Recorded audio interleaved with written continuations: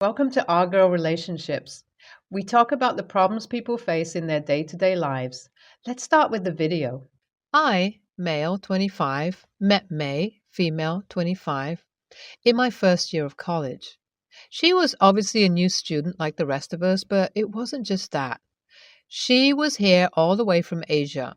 It was her first time being here, just for college, and I could immediately make that out as she looked very confused on the first day. I mean, the education system in our country can be pretty confusing. I have cousins in Asia, so I know. Apparently, things had gotten even harder for her as she wasn't even here for the college induction. So, of course, the extrovert in me observed her confused state for a couple of days and decided to approach her. And even though her English wasn't the best, we were able to communicate and get along pretty well. We became friends and started exploring the city together. I mean, the city was new to me as well. It wasn't like I had lived all my life here, but once again, being in the United States, I knew just a bit more than her, and that helped to explore the city well. It was great. We always had a great time together. Eventually, she would also bring a couple of her girlfriends with her, and I'd bring mine too, and soon I found myself falling for her. I'm not going to take up your time and go on and on about my love for her. I mean, I love her and still do. But when I met her, she was just so different.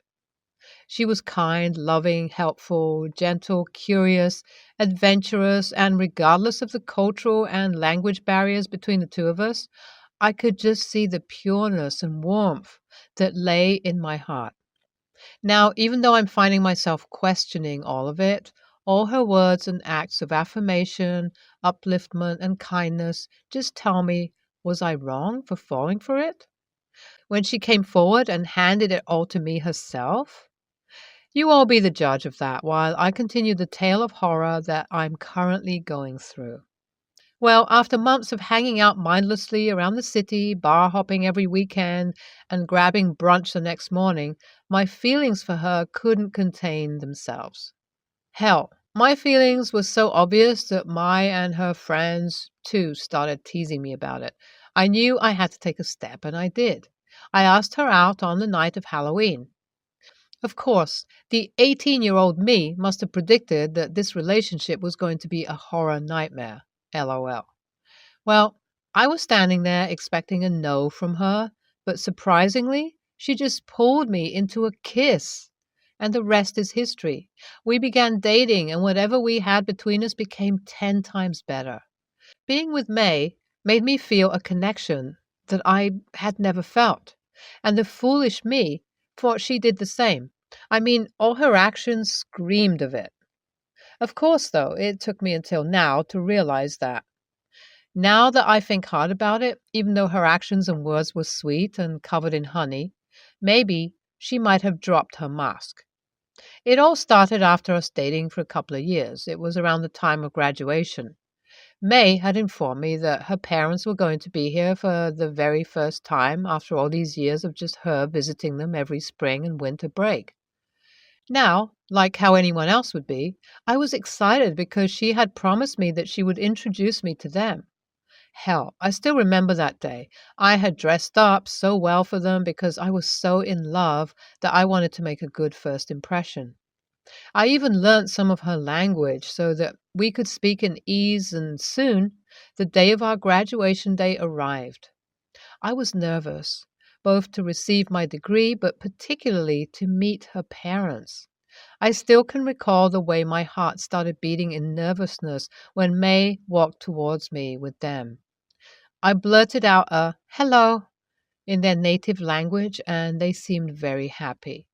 May just introduced me by my name, and although I had a small ouch moment in my heart, I let it go. Making small conversation with them, then it happened. May's parents calling me a good friend, and May just agreeing with them, telling them that I indeed was one.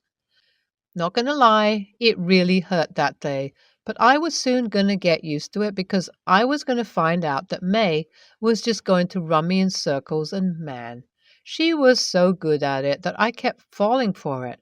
I kept falling for her stupid little traps over and over until I reached this point. She continued to show signs, and I continued to be blinded by them. I was so deeply in love with her that after having her work for 2 years after graduation, I proposed to her, and she's been staying at home ever since. I had absolutely no problem with that, but the only thing I had a problem with, like I said, was her not telling her parents and friends back there about me. Hell, she wouldn't even take me back there, telling me she wouldn't want to unless we're married. And man, the reasons she gave me were good.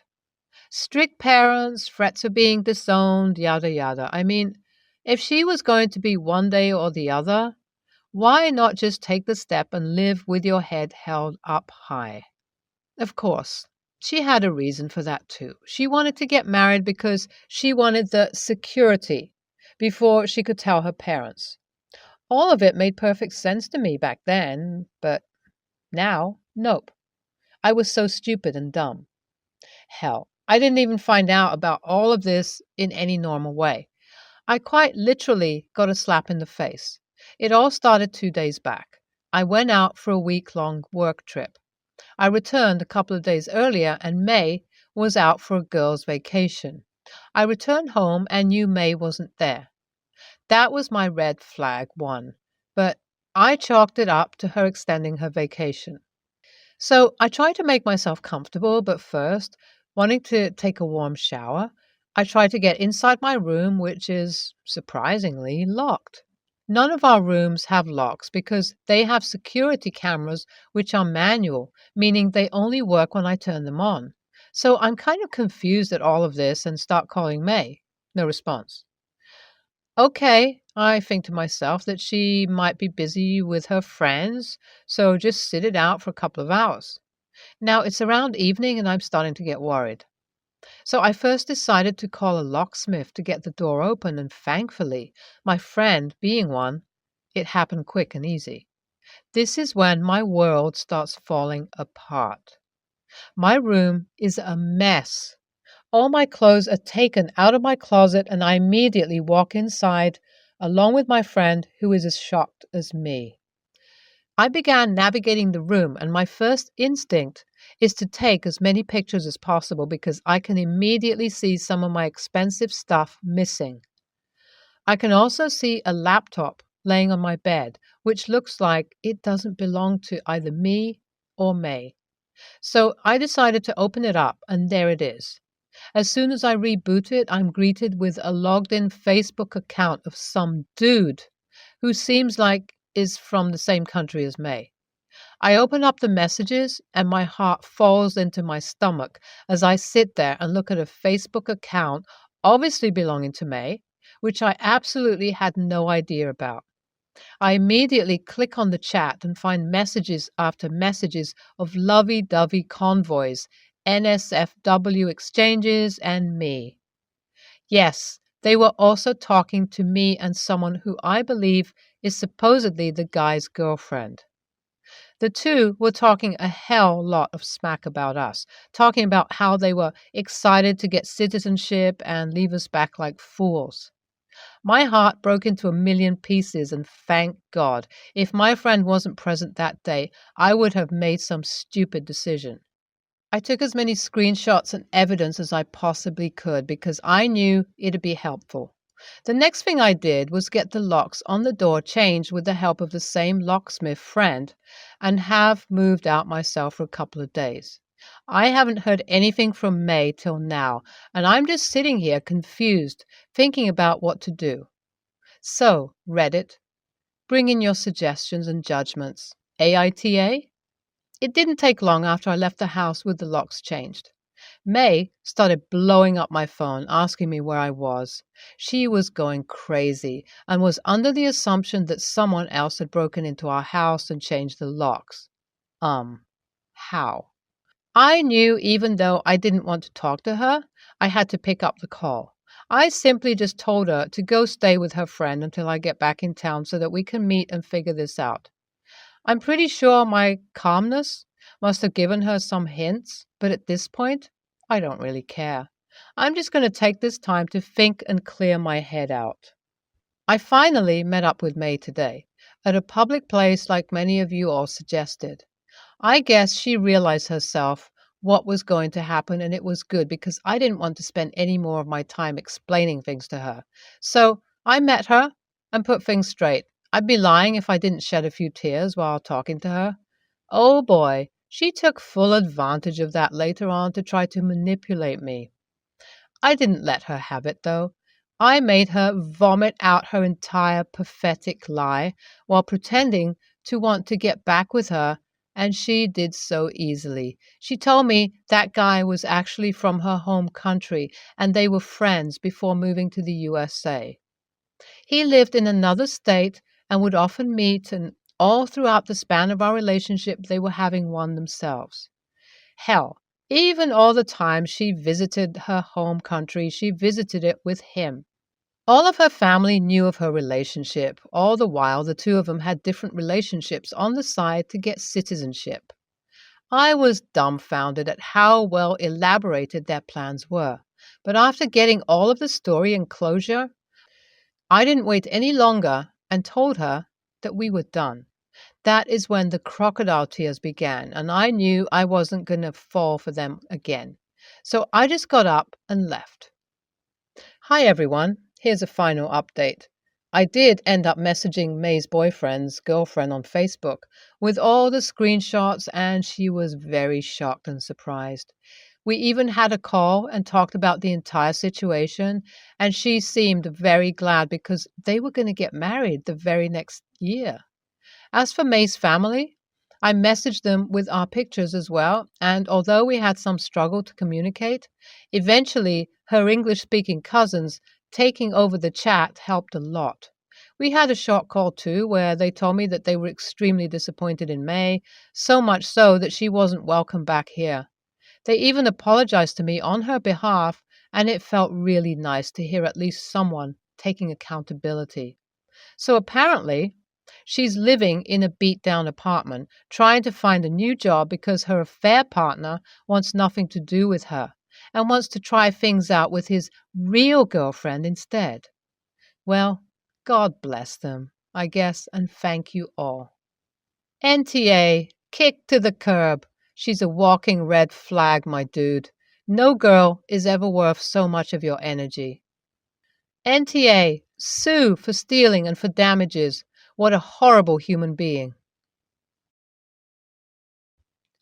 I got married this weekend and everything was absolutely perfect except for one of my brothers and his wife.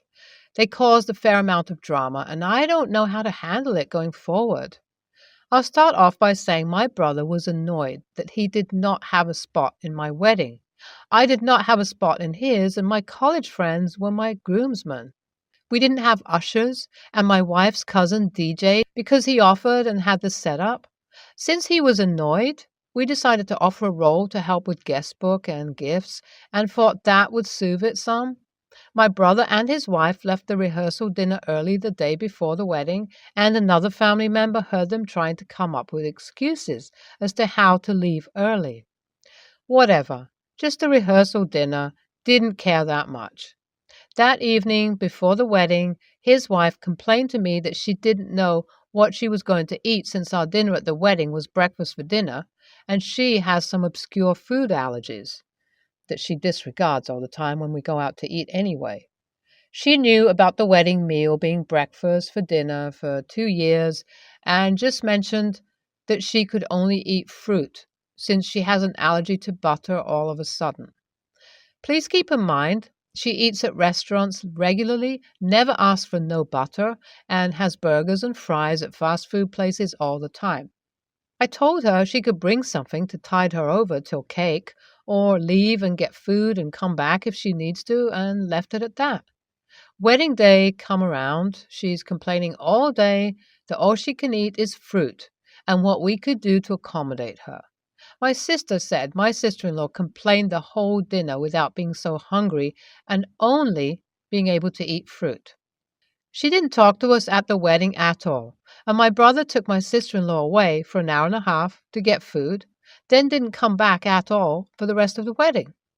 My brother and sister-in-law tried to get my parents and grandma to leave with them before the cake and first dances took place as well. My brother and sister-in-law refused to come to any family things the entire weekend, too. My grandma and mother are pissed at them. My dad is trying to stay out of it. My wife and I are incredibly hurt because it felt like they didn't want to be there and made the day about them. Then, on top of it, tried to take the rest of the family away from the wedding when they wanted to leave before the cake cutting and first dances, including the dance of my own mother. I am not talking to them at the moment and intend to have a conversation about how they were disrespectful and this wasn't their day, it was ours. I think it's even more hurtful that my brother complained about not having a role in our wedding. But even after getting a role, not only did he not do the role, but he and his wife acted like they didn't want to be there the whole weekend. But I could be wrong. AITA? Your NTA, however. I would advise against speaking to them about it. They know why they did and are waiting for the drama so they can play victim. Ice them out. Ignore them like you would a spoiled child throwing a tantrum. Any family events, just keep your distance. Their behavior was atrocious and you don't have to engage. Also, breakfast for dinner is tops. NTA. Did they at any point give you advance warning about their food sensitivity so that you could arrange for something on the menu that she could have besides fruit? I'm guessing they didn't. Therefore, they have no room to complain, and your brother is not owed a role at your wedding, especially since you didn't get one at his. I agree with you. They were determined to make the day about them.